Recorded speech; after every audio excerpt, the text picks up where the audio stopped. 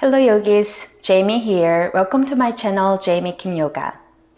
In this video, we're going to work on Pincha Mayurasana, which is forearm stand or forearm balance. First of all, I want you to take my Pincha drill video. It's going to be in the description. So that's going to prep your shoulders and warm up some hamstrings. Hamstring flexibility is always helpful to get into the inversion. And if you have a block or a strap, it's always nice to have those. If you have a strap, get them ready, make a loop, and find the about shoulder width apart. So when you have the strap on your forearm, it's going to be just about your shoulder width apart. First thing first, we got to talk about the forearm placement. Ideally, you can have your forearm parallel, but this is not always accessible to everybody. Everybody has different shoulder mobility. So sometimes it can be more like palms towards together, or you can come to prayer hands or interlace the fingers.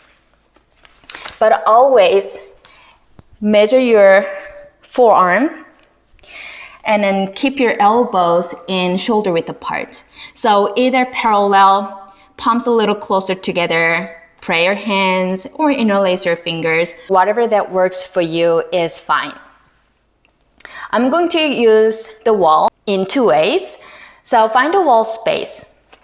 And if you want to use the strap, bring the strap on your upper arm.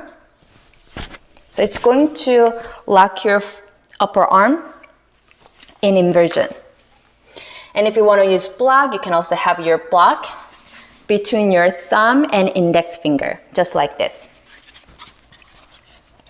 Put your block close to the wall, maybe a couple inches away from the wall. Place your forearm on the mat and then lift your hips up to the sky, dolphin pose. Walk your feet as much as you can. And then one leg up to the sky. This is going to be your dominant leg as you start. And then bend your bottom leg and find a little kick. Squeeze the belly. Maybe find a wall space behind you. Bring both feet on the wall. So what happens here, you will see the banana shape of my back. And also as you look forward, it's going to create more curve. So look down between your forearms and bend one knee, place one foot on the wall. And then from there, the other knee to the wall, the other foot off the wall, and tuck your tailbone under, press the floor away, and then find one straight line. And come back down. The reason I want you to bend one knee is to find a straight line, because essentially we want to avoid banana shape on our spine. To do that, you will have to tuck your tailbone a little bit under and then stack your hips directly over the shoulders and then draw your ribs in. So low boat can be a really nice drill to find that hollow back shape. Another way to use this wall is facing the other way. So first, sit down on your mat, bring the feet on the wall, and then see where your hips are. Right here, this is going to be your elbow. So turn around, bring your elbow on that spot, forearm down. Again, it can be parallel or a little bit angled or prayer hands, interlace the fingers. Find what works for you, because everybody's shoulder is different.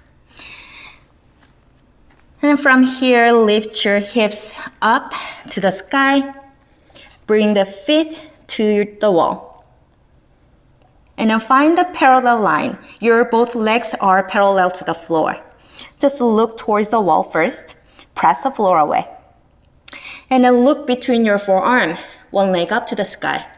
Find straight line, hips over the shoulders. foot over the hips and switch the other way. And switch. Maybe from here, you can try to shift a little bit forward and hover your foot off the wall. Find the balance. And come back down. This will be a lot more intense and hard on your shoulders. Also, it can be more scary because you don't have anything behind you. But this way is going to be really helpful to find the strength on your shoulders and get the muscle memory for Pincha Mayurasana. You can also do it in the middle of the room. So I'll just get away from the wall a little bit. Place your forearm on the mat, elbows shoulder width apart. Fingers are spreading wide if you have palms down. Lift your hips up and back. Dolphin pose. Stay here for one more breath. And walk your feet towards the elbows as much as you can. So here, if you have open hamstring, it's always helpful to get into the pincha. And one leg up to the sky. As you shift forward, gaze between your forearms rather than gaze too far forward. If you gaze too far forward, your spine is going to arch. Bend the knees, find a little kick. Doesn't have to be so hard. Maybe eventually you will stack your hips over the shoulders.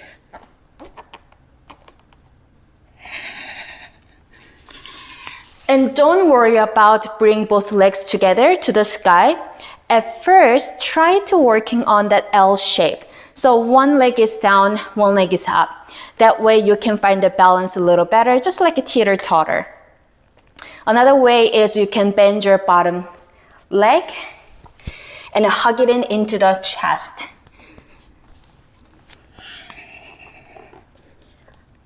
Top leg up to the sky and bend. As you kick, bend, hug it in. One more time. And back down. Bending one knee into the chest is helpful to avoid banana back. Also, if you have a good amount of hamstring flexibility, you can always press up into the pincha with the split legs. So it's going to be not much kicking. It'll be more shifting forward. One leg up and just a little shift. So here you see my hands are coming together towards the center. In that case, you can use the block to prevent that and get more control on your forearm. Let me try it again.